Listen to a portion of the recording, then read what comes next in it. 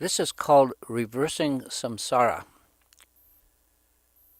This unenlightened state of mind that we all find ourselves in, with its seemingly endless cycles of up and down and around, is what the Buddhists call samsara.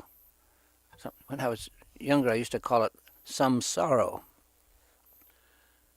Like a hamster wheel, samsara finds us in the midst of an unending round of varying experiences with like little to no rest. We may be up one day or maybe just even part of a day, but we're sure to be down tomorrow or soon enough. The Buddha Dharma, what's called the Dharma, is a method or a path to end these vicious cycles once and for all, and that's what we're going to look at here. When I was first learning about the Dharma, I came across what are called the Four Noble Truths. This is like an essential part of Buddhism, and I'll list them here, and they are: suffering exists, and the second truth is about the origin of suffering. And the third truth is the cessation of suffering, how suffering can cease. And the fourth part, and the super important truth, is the path, the particular path to the cessation of suffering. Now, when I initially encountered the Four Noble Truths, I had a problem with the word suffering. As I was less than 20 years old at the time, I was not suffering very much, or certainly wasn't aware of it. In fact, to me, back then, and even now for that matter, this world was a wondrous place. It was filled with adventure, and everything seemed so fresh and so fascinating. And as I got deeper into studying and practicing Buddhism, I kind of stayed away from considering too much or thinking too much about the Four Noble Truths, all because of that word, suffering. Maybe it was like I was almost ashamed that I was not really suffering. I mean, far from it. I was having a wonderful time, as best as I could.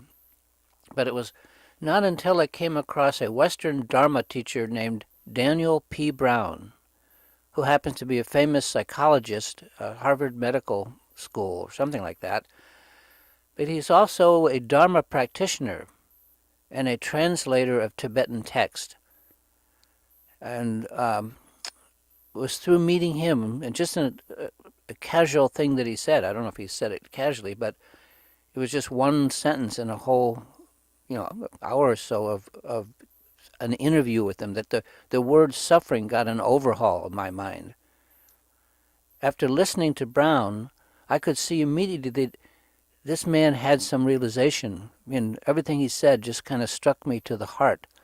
And he was not just being conceptual.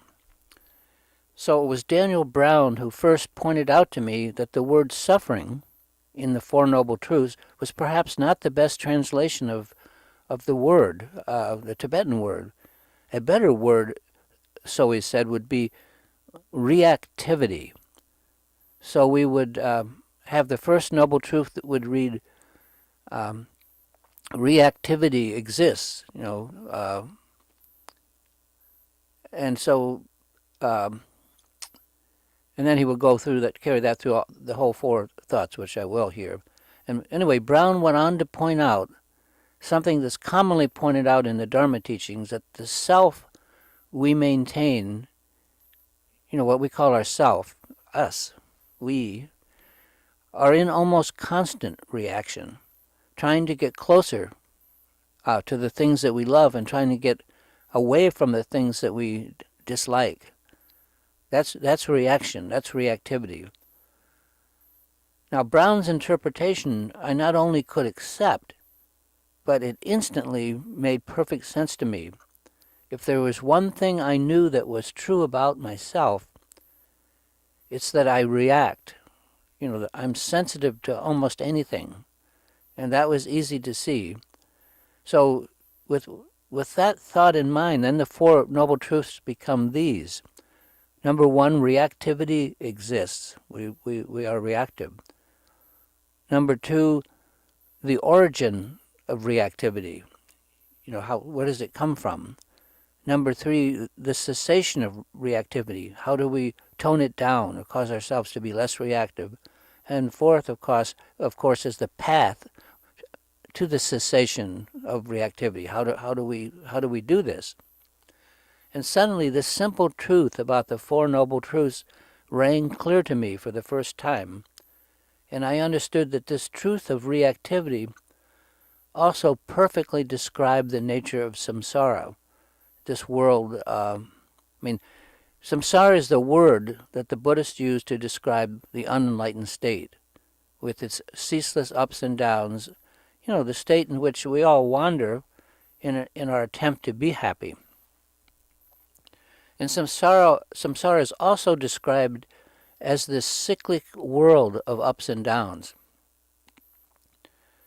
And samsara has no city limits, such as we could somehow drive out of it and on into something better. There is no linear escape from samsara. There's no end to it. It's not a road you drive down to the end. Aside from remaining in samsara where we are now, our only other choice is to transform samsara into nirvana through realizing it, through what's called realization. We realize that samsara is already nirvana, and right now that's a big step. We can't do that. Otherwise, there's no way out of samsara, and that's the whole thing why the Buddhists make so much of it. And as I mentioned, realization of samsara is a real stretch for those of us caught up in it. My first Dharma teacher back in the 1960s used to say to me frequently, "Michael, this is hell. We have to build our heaven out of a small corner of it." Now, this transformation or reversal of samsara, making heaven out of a hell, is very difficult for most folks to even get their mind around, or even to conceptualize, much less begin to realize.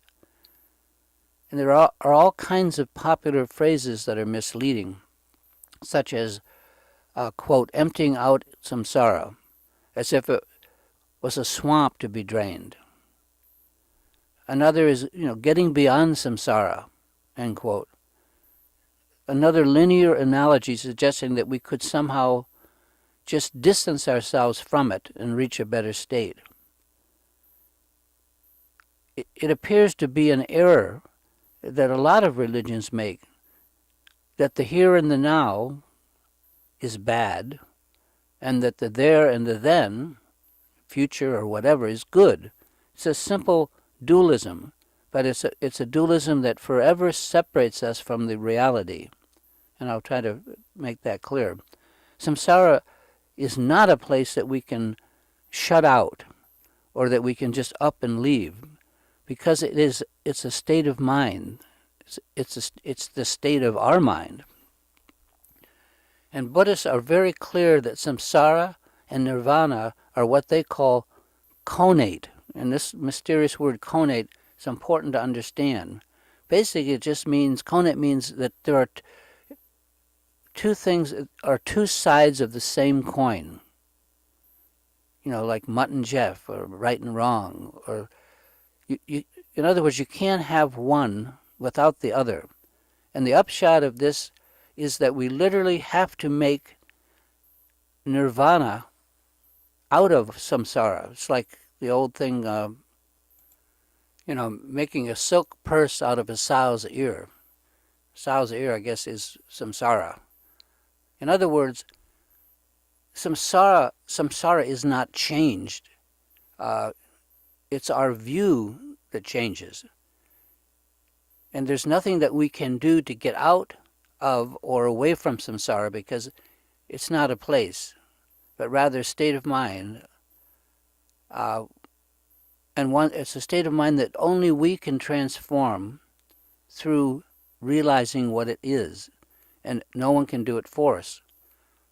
So in other words, we don't empty samsara and then set about to develop realization and reach nirvana. All that is required to empty out samsara is that we stop recording karma. We stop adding to it. We stop making our own problems. Do that and we automatically reach realization. So it's not like building a house where first we clear and prepare the land and then we build the house. With Dharma, when we clear the mind of its obscurations, enlightenment, that's what remains. So in other words, when we remove our obscurations, we don't then have to make nirvana or enlightenment. Removing obscurations is enlightenment. Enlightenment's what remains, what's uncovered. It's already here and it's always been with us, but we've just never realized it. So, in a very real sense, nirvana is the reversal of samsara. It's samsara turned inside out, like you would take off a glove. And we can do this without changing a hair on our head, because it's the mind that we change, not the situation. If Dharma is our differential, if it's the essential path to enlightenment, we might ask, what good are all the arts, like music, poetry, dancing, graphic art? What are they? If they're not Dharma, what are they? While there is a pure Dharma, what we call Dharma practices, Dharma is also a great part of music, of painting, of poetry. As the Zen Buddhists freely point out, there are many dharmas. And the arts also have a timeless component to them.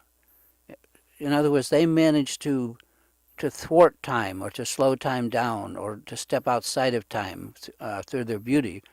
Regardless of what type of dharma we practice, transformation of this cyclic world of ups and downs, of samsara, and our eventual enlightenment is the goal of the whole thing. So if we have any kind of spiritual practice, we should know by now that enlightenment is not something like the pot of gold at the end of the rainbow, not something we get from just kicking the can down the road in a linear sense, as in, waiting forever for it to happen.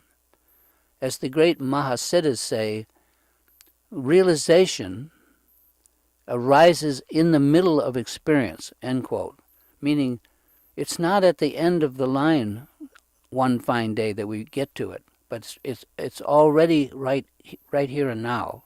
So expecting realization someday for us to get to that is problematical, when in fact it can only come now. If we don't know how to do that, how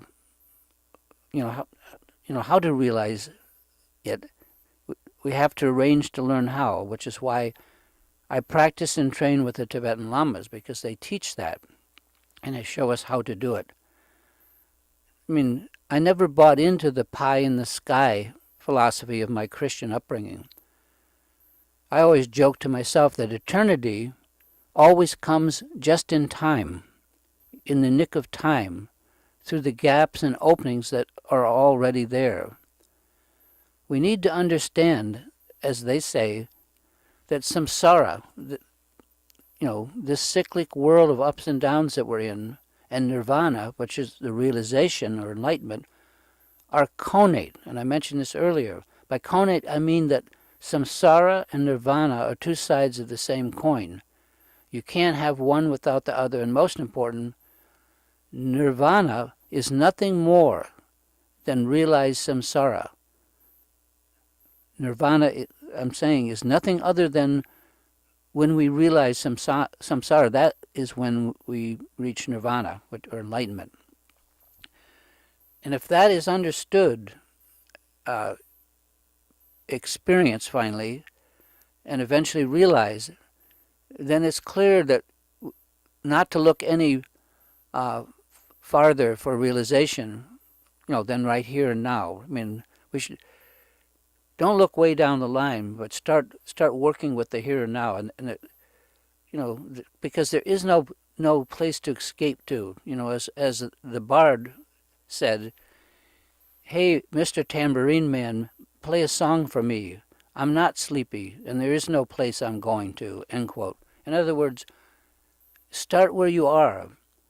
As the Zen teachers point out so well, pay attention to process, to the details of life, and find ways to give up your expectations, because they're a surefire way to delay and waste time and keep realization away from us, at bay. I'm reminded of the old road sign when I grew up. They had all these Burma shave signs, one after the other. And one was just slow down and live, because it's all about the process. And it is so hard to do this by yourself. I mean, all on our own. But each of us has to face that. In the beginning of Dharma practice, we don't know really what we're doing. And no one can hold our hand enough, or often enough, it seems. We are practicing before we really get to know how to practice. I mean, we start practicing to practice, and may even feel silly or hypocritical going through the motions of practicing for such a short time each day.